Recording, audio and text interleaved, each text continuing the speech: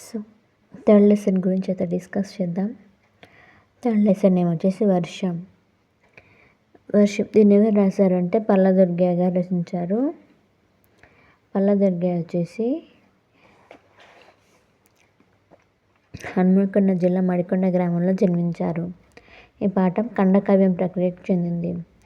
ఖండకావ్యం speciality ఏంటంటే వస్తు వైవిధ్యం కలిగిన ఖండికలతో కూడిన కావ్యమే ఖండకావ్యం.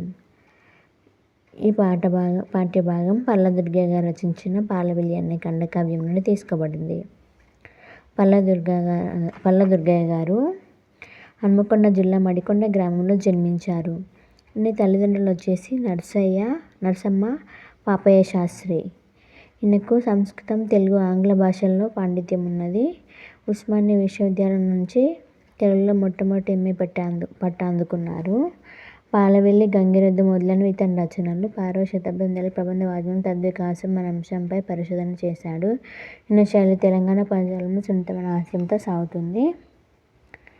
ప్రవేశిక చూద్దాము. వర్షాకాలం వచ్చిందంటే వర్షాలు పడుతుంటే ఆబాలగోపాలం మీనింగ్ చాలా ఇంపార్టెంట్. ఆబాలగోపాలం అంటే చిన్నపిల్లల నుంచి పెద్దల వరకు సంతోషిస్తారు. పశుపక్షాదులు ఆనందపడతాయి. ప్రకృతి పులకరిస్తుంది. అందరికీ మేలు జరుగుతుంది. అయితే ఆ వర్షాలు కొంతమంది కొన్ని ఇబ్బందులు కలిగించవచ్చు. అట్లాంటి ఇబ్బందులను కలిగించొద్దని వర్షాన్ని కోరుకుంటూ పల్ల దుర్గయ్య రాసిన పద్యాలను ఇప్పుడు మనం చదువుదాం.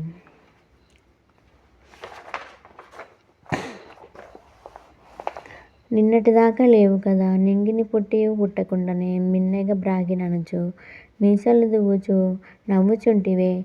నవ్వుచుంటివేమన్నా ఇదేమి నీతి నడుమంతరపు సిరి కుబ్బవారి గర్వోన్నతి నిల్వు నీరై మహోదధి పాలై పోదెం మేఘమా.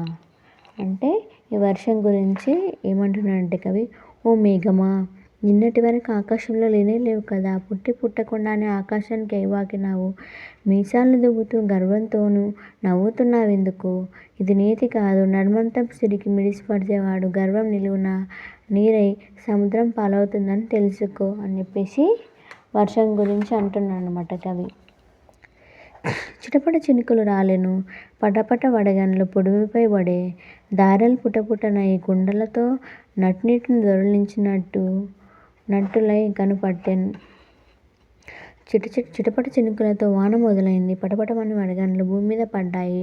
చూస్తుండగా కుండలతో దారెలు పోసినట్టుగా పెద్ద పెద్ద శబ్దాలతో వర్షము విజృంభించింది. అంటే వర్షం ఎలా కురుస్తుందో చెప్తున్నాడు కవి. మేఘాన్ని నడుమంతరపు సిరికి మిడిసిపడేవారి కవి ఎందుకు పోల్చి ఉంటాడు? వర్షం పాఠాన్ని కవి వర్ణించాడు కదా. జోరువాన పడుతుండే మీకెలా అనిపిస్తుంది పిల్లలు? నీళ్ళపై మోపిన కాలు చురుక్కని బొబ్బలెక్కడి దీనములా గతించే. అంటే ఎండాకాలం ఎట్లా అంటే కాలు నీళ్ళ పని పెడితే మనకి సుర్రుమని బొబ్బలు వస్తాయి కదా, అలా.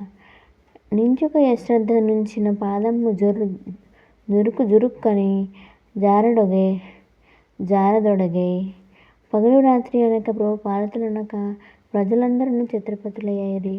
నెరియలు వారిన నేలంతటా నద్దములు దాపినట్లు నీడలు కనబడే. అంటే థర్డ్ పారాగ్రాఫ్లో కవి ఏం చెప్తున్నాడంటే, కాలు నేలపై పెట్టినంతనే బొబ్బలు ఎక్కించి ఎండాకాలం వెళ్ళిపోయింది. అజాగ్రత్తగా నడిచే జుర్రున జారుతున్నది. ఎడతెరిపి లేకుండా వర్షం తడవకుండా ఉండేందుకు అందరూ ఛత్రీలు పట్టుకోవడంతో ప్రభువులు, పాలకులు, రాజు, పేద తేడా లేకుండా అందరూ ఛత్రపతులయ్యారు. వేసవికాలంలో నెర్రలిచ్చిన నీరంతా నీటితో నిండినది. అద్దాలు దాపినట్టు నీడలు కనిపిస్తున్నాయి.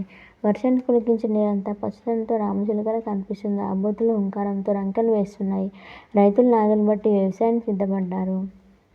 ఇట్లా అన్ని జీవుల్లో ఆశలు నింపుతూ వర్షాకాలం వచ్చిందని వర్షం గురించి కవి వర్ణిస్తున్నాడు అన్నమాట. ఫోర్త్ పారాగ్రాఫ్ చూద్దాము. పులకరించి భూసతి రామచిలుకయే, హుంకరించి యాబోతులు అంకె వేసే, నాగలను బట్టి కృషికులు నడుము కట్టే, నాశలు ఉప్పొంగి పారే వర్షాగమమున. అంటే వర్షం వస్తుంటే ఏమేమైందో చూద్దాము. ఓ వానదేవుడా, ఎత్తని మెడల మీద ఉయ్యాల మంచాల్లో గరుకును పెడుతూ గాఢ నిద్రలో ఉన్న ధనవంతుల మీద పోవడం వీలు కాదని పేదవాళ్ళ జొన్న చెప్పుల్లో కప్పులు వేసుకున్న గుడిసె గబ్బాలను కూలిపెట్టేట్టుగా దాడి చేస్తావా? వద్దు వద్దు అట్లా చేయకు వానదేవుడా అనేసి అంటున్నాడు అనమాట. ఇది ఇది ఇది ఇందాక చదివిన తాత్పర్యం ఈ పోయిందనమాట. ఉన్నత సౌధ గోపురపు టుయ్యల మంచములు ముందు తిన్నగా కన్నులు మూసి గుర్రుమని గాఢ సుషుప్తి మునియుండు సంపన్నుల మీదికి జనగ వాటము కామిని వానదేవుడా చిన్నని చొప్పకప్ప గుడిచెలు పడి కూలగా దాడి చేతు అంటే గుర్రుమని నిద్రపోతున్న వాళ్ళ మీద దాడి చేయక జొన్న కప్పు వేసుకున్న పేదవాడి ఇంటిపైన దాడి చేతువా నీకు ఇది న్యాయమా? వద్దు వద్దు అలా చేయకు వానదేవుడా అనేసి వర్షం గురించి అంటున్నాడు అనమాట కవి. వడలకు ఒడిపొయ్యర యూపుకు పట్టివిడి గుడిసెల కప్పు లొప్పడలే గుంజలు పాదుల నువ్వు లాడెడిన్ గడగడలాడుచున్నవని కారుమొగుళ్ళను గాంచినంత నీ పొడిచెడు పేద కాపురము పాల్లోన నింపకు వానదేవుడా అంటే వానదేవుడి గురించి అంటున్నాడు అనమాట కవి. గుడిసె కప్పులు ఎండలకు వాడిపోయి వేగంగా వీచే గాల్లోకి పడితప్పిపోయాయి. వాటి గుంజలకు ఊగులాడుతున్నాయి. నల్లని మబ్బులను చూడగానే భయంతో గడగడలాడుతున్నాయి. వానదేవుడు ఈ పేద సంసారాన్ని నాశనం చేయకని చెప్పేసి వానదేవుని గురించి అర్థిస్తున్నాడు అనమాట కవి. గబగబ చచ్చి చలిగాలి కప్పులు లేని దీపములు రెపరెపలాడిపోయాయి. చెలరేగిన చీకట్లో శరీరములు రిపులు అంటే అర్థం శత్రువులు ఇంపార్టెంట్. నప్పజెప్పిన దరిద్రులు నిద్రలు పోయినారు. నీవిప్పుడే సవారీ చేసి ఎలయింపకు వారిని వానదేవుడా అంటే లాస్ట్ పారాగ్రాఫ్లో ఏం చెప్తున్నాడు అంటే కవి. పైకప్పులు సరిగలేని గుడిసెల్లో హఠాత్తుగా వారి గార్చడబులిన దీపాలు రెపరెపలాడి ఆరిపోయాయి. పేదల చిక్కట్లో శత్రువులకు దోమలు తేళ్లు పాములు మొదలైన వాటికి శరీరాలు అప్పగించి పడుకున్నారు. ఓ వానదేవుడా ఇక నీవు కూడా ప్రతాపాన్ని చూపించి వారిని బాధ పెట్టకు చాలు చాలు వానదేవుడు అని చెప్పేసి కవి వేడుకుంటున్నాను అనమాట. ఇక్కడ ఒక పద్యం ఇచ్చాడు, కింది కవిత ఇచ్చాడు అనమాట. కవితను చదివి ప్రశ్నల జవాబులు రాయండి. గ్రామపాఠం ఏమి ఇచ్చాడు చూద్దాము. అర్థాలు తాపడం అతికించడము కృషికులు రైతులు పయ్యర గాలి వడిగా వేగంగా. ఒకే అర్థాన్ని ఇచ్చే పదాలు సముద్రం ఉదది పయోధి నింగి అంబరం భూమి అవని పుడమి పర్యాయ పదాలు అనమాట. సో ఇక్కడ గ్రామర్ పాయింట్ ఇచ్చాడు లింగముల గురించి. గీతాలత కూరగాయలు తేవడానికి అంగడికి బయలుదేరారు. ప్రదీప్ సందీప్లు వాళ్ళ నాన్నతో కలిసి పట్నం వెళ్ళారు. పిల్లి ఎలుకను వెంబడించింది. చెట్టు మీద కోతులు దొంకుతున్నాయి. పై వాక్యాల్లో గీతాలత ప్రదీప్ సందీప్ నాన్న పిల్లి ఎలుక చెట్టు కోతులు మొదలైన పదాలను పరిశీలించండి. గీతాలత అనేవి అమ్మాయిలకు చెందిన పేర్లు కాబట్టి స్త్రీలింగ పదాలు. సందీప్ ప్రదీప్ నాన్న అనేవి పురుషులకు సంబంధించిన పదాలు కాబట్టి పుల్లింగ పదాలు.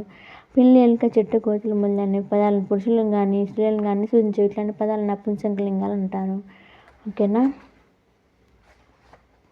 పురుషవాచక శబ్దాన్ని పుల్లింగాలని స్త్రీవాచక శబ్దాన్ని స్త్రీలింగాలని పై రెండో కానటువంటి వాటిని అనగా వస్తు పక్షి జంతువాచక శబ్దాలను నపుంసకలింగ పదాలని చెప్పుకుంటారు అనమాట. ఇక్కడ బిఆర్ అంబేద్కర్ గారి గురించి ఇచ్చారు, ఒకసారి చూద్దాము. అంబేద్కర్ భీమాబాయి రామ్జీ సక్పాయి తల్లిదండ్రులు అనమాట. వీరు మహారాష్ట్రలోని రత్నగిరి జిల్లా రామ్జీ సక్పాల్ అంటే వాళ్ళ తండ్రి మధ్యప్రదేశ్లో ఉద్యోగం చేశారనమాట. అక్కడ మో అనే గ్రామంలో 14వ సంతంగా అంబేద్కర్ జన్మించారనమాట. చిన్నప్పటి నుండి పట్టణాభిలాషి ఆలోచనాపరుడు ఎవరేమన్నా ఎదిరించే ధైర్య సాహసాలు కలవాడు అంబేద్కర్. అనేక అవమానాలు ఎదుర్కొంటూ 1907లో మెట్రికులేషన్ పూర్తి చేశాడు. ప్రముఖ మరాఠీ రచయిత కెలుస్కర్ ఒక సభకు హాజరయ్యి గౌతమ బుద్ధుని జీవిత చరిత్రను బహుమతిగా ఇచ్చాడనమాట. అంబేద్కర్కి ఇచ్చాడు. అంబేద్కర్ మెట్రికులేషన్ పూర్తి చేసిన సందర్భంగా సన్మాన సభ ఏర్పాటు చేశాడు. ఆ సభకి కెలుస్కర్ హాజరయ్యి గౌతమ బుద్ధుని జీవిత చరిత్ర పుస్తకాన్ని బహుమతిగా ఇచ్చాడనమాట. ఉన్నత విద్యను చదివేందుకు కూడా అతన్ని ప్రోత్సహించాడనమాట. అహింసా సిద్ధాంతాన్ని బోధించిన బౌద్ధం నుండి స్వేచ్ఛ సమానత్వం సౌభ్రాతృత్వం అనే విలువైన మాటల్ని గ్రహించానని అంబేద్కర్ ప్రకటించాడు. సో ఇలాగా ఆత్మవిశ్వాసం వీరాడంబరత ప్రతిఘటన చైతన్యం నిరంతర పట్టణాభిలాషం సునిశ్చిత పరిశీలన ఇవన్నీ మంచి మంచి క్వాలిటీస్ అనమాట. ఇవన్నీ అలవర్చుకొని అంబేద్కర్ చాలా గొప్ప వ్యక్తిగా ఎదిగాడనమాట. సో ఇది వచ్చేసి వర్షం లెసన్.